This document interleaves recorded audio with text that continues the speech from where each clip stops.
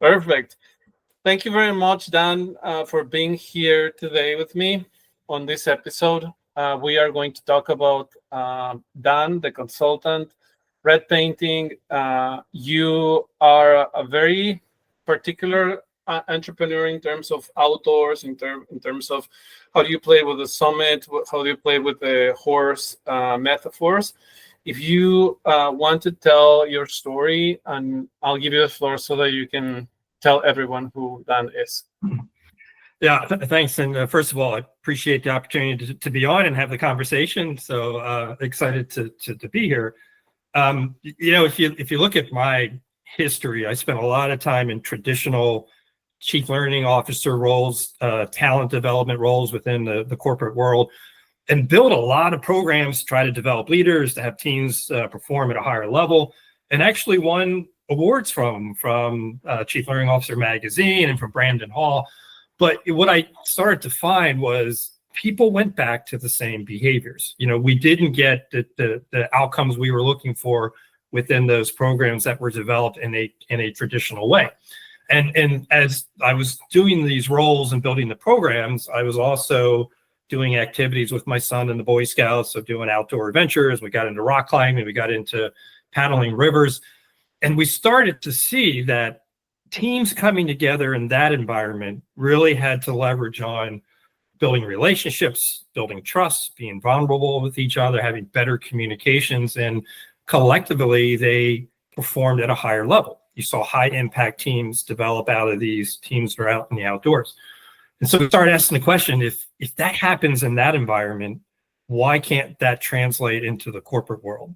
Why can't we put similar type programs together? It's going to push people out of their comfort zones, force them to have to work together or have self-discovery about themselves to be able to end up performing either at a higher level for themselves personally or for the team they're part of. And then fast forward at bringing horses into the equation, the one thing that we miss is that immediate, unjudgmental feedback that you can't get from a peer, you can't get from a leader, and you certainly can't get from a family member. But horses will be very honest, and they will give you immediate feedback on how you show up, what type of energy you bring, positive or negative. Are you building a trust or bond with them? How do they respond to that negatively or positively? And then the herd dynamics and how that comes together to be able to leverage the nonverbal cues that horses talk to each other and also communicate with humans. And so now we leverage outdoor activities and adventures and equine facilitated programs to help leaders and teams perform at a better level and a higher level. We build high impact teams, we transform leaders around the outdoor activities and the horses on my farm. I love it. And those visual cues, I think it comes to also relate to the boardroom as well. You can make sure that by reading the other individuals, you can absolutely be in a position of knowing what to do next and empower everyone in the room and things like that. So I think in the sales, on a sales leadership growth perspective, what's your take on when it comes to teaching or consulting with teams?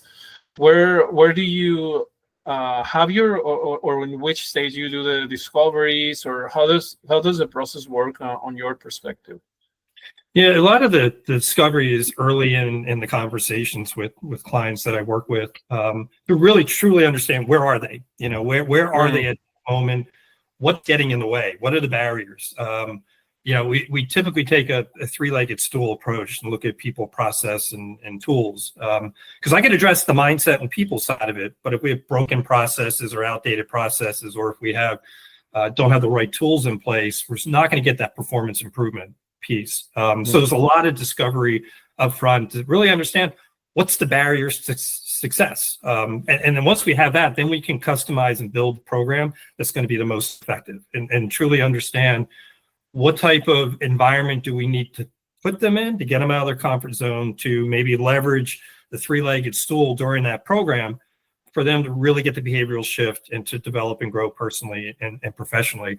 I think you can really apply this to any sales process if you skip that discovery phase early on, you're going to be building programs or solutions that are just not going to be effective. And I think in a world where we all want to move very quickly and just try to solve the problem fast, we don't always do our due diligence and homework to be able to really say what's going to be the most effective solution for that person, that team at that time.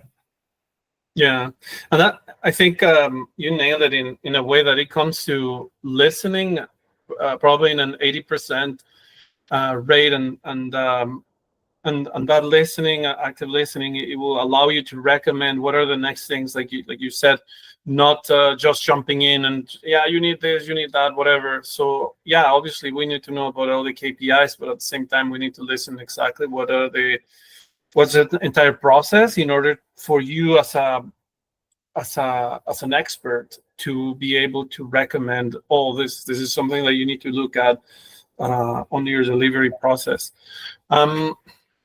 When in a more, let's say, I love outdoors. I'm going camping this weekend, by the way, to Algonquin on like 2-3 days.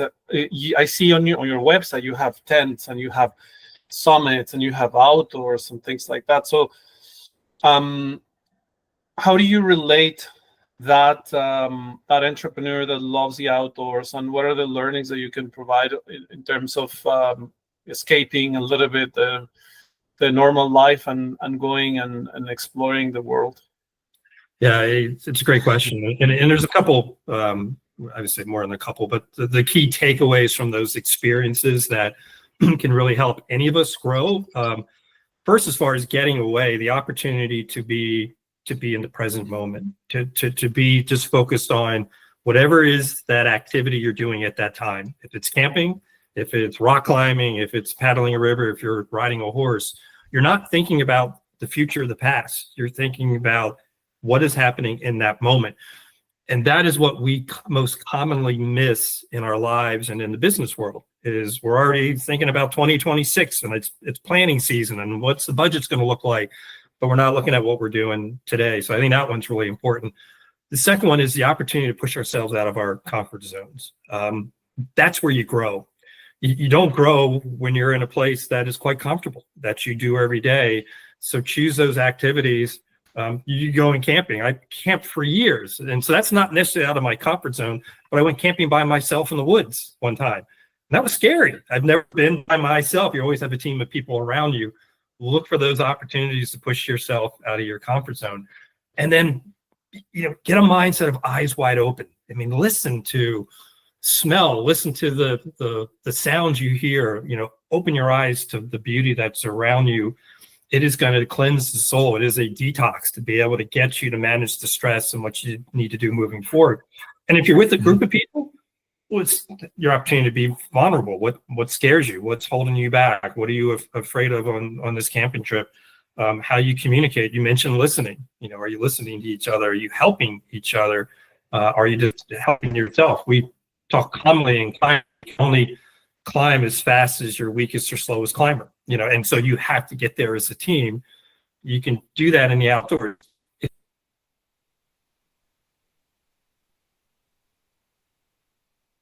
Camping, who's setting up the tent, who's cooking, who's gathering firewood, who's setting the fire, everybody plays in a team. And so it is a very applicable to apply that in a work environment that's going to help you and your team. Yeah, that makes sense. It's and in one way in the boardroom, it's not survival, but it is at the same time, because like it's a place of growth. It's a place of you need to become an artisan on your craft and provide for your team in a way that everyone gets level up and not just dragging. Because if you're paddling and you're not doing your job, if you're in the back, obviously you're going to go nowhere and just going to go in circles, and that's no good.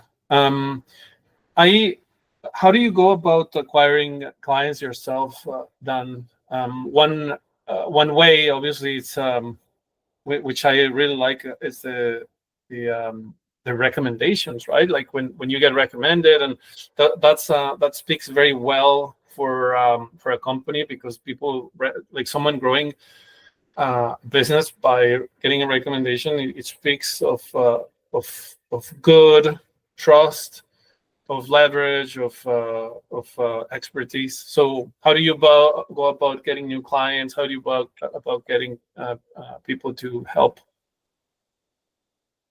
It's a lot of referrals. It's a lot that comes through someone that's gone through a program previously and has seen the value in the experience and says to somebody in their network, this is really going to help your team, or this is going to help you as a leader. And then through my own network, through my thought leadership work that I do a lot of writing and publishing.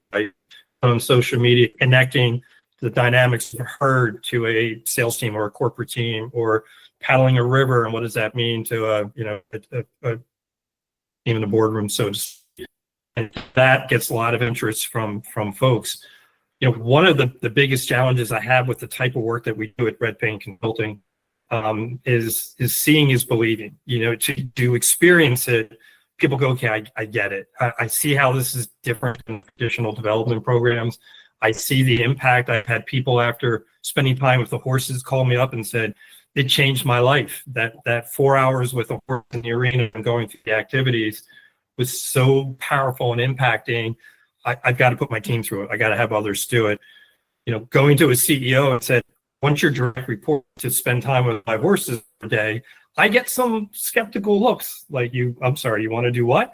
And so I'll invite that CEO or that team out for a demo shop and say, well, come experience it yourself. And once they do, they're like, okay, I got to put my whole leadership team through this program. So it's heavily on the experience through referrals and networking and thought leadership, and just spread the word, right? The more that people can say, hey, the traditional way of doing things isn't working, then I'm willing to try to do something else and something different and unique.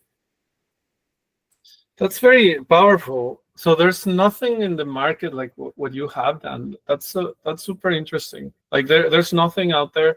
It's very experiential. It's very it's a life transformation for a team or an individual that like they have that experience with you. Based on what you said, it changed them, and they repeat after another. So I think that's super amazing. It caught my attention. I didn't really understand when before we spoke last time, but now I get it. In terms of, let's say, for the sake of speaking future and trends and whatever, are you guys experimenting with AI in your business? Are you helping your clients with AI solutions? Do you play yourself with AI as well? Definitely leveraging AI for both. For our own solutions, it's typically one and done. You go through an experiential program and then you're done. But leveraging AI to be able to continue reinforcing what they learned in that experiential program, and putting that in the flow of the work that they do. So they're getting constant reminders through an AI agent that what they learned out with the horses or in the river is now being reinforced through technology. And that's very powerful, because we're going for a behavioral shift, not just teaching a new skill. Anybody can train on a new skill, but getting people to shift their behaviors better, whether you're a leader or a team, takes a period of time and practice and reinforcement to do so. The technology through AI is available to get them there, which is really going to increase your success of the programs. And then more efficiency on how I manage my business and how I go to market. Everything we do, being a smaller firm, to be able to scale and ramp up, is leveraging the technology around marketing, around our content that we got, around the programs that we build, around the research that we do. We'll build our programs on site of where a customer is. I may not be familiar with that city, location, or mountains, but there's wonderful technology and AI can educate me on what's the best program I can build that's aligned with how we facilitate and deliver it. So great opportunity for us to be more efficient, help our clients, and a great opportunity to leverage it for our clients to have a more impactful, effective program long term. Mm-hmm. That makes sense. That makes sense. And with that, I want to thank you so much, Dan, for your time. It was enlightening to speak of the program, speak about nature. We as I said, we are nature lovers. We want to be out. I think for me, it's breathtaking. It's disconnecting from the day-to-day. It is enjoying nature. There's something, I don't know how to explain, but there's something on nature that we get reset, and then we go back again into our day-to-day, and it gets you time to reflect on your goals. Like when you go back, it's like you're refreshed. And with that, is there anything else? We will be sharing your link, your profile, your website. If someone wants to contact you, what's the best way that they can contact you? Do you prefer on the website? Do you prefer a DM on LinkedIn? If they want to talk to you about your program? Yeah, best way to reach us is through the website, redpaintconsulting.com, that has our contact information, or through LinkedIn. We have a LinkedIn page, or myself directly through LinkedIn. Reach out to us, and love to have a discovery conversation with you and walk you through our programs. Thanks for the opportunity to be on your podcast, and you're going to have that opportunity to refresh as you go camping this weekend. So enjoy. Yes, I will. Thank you very much.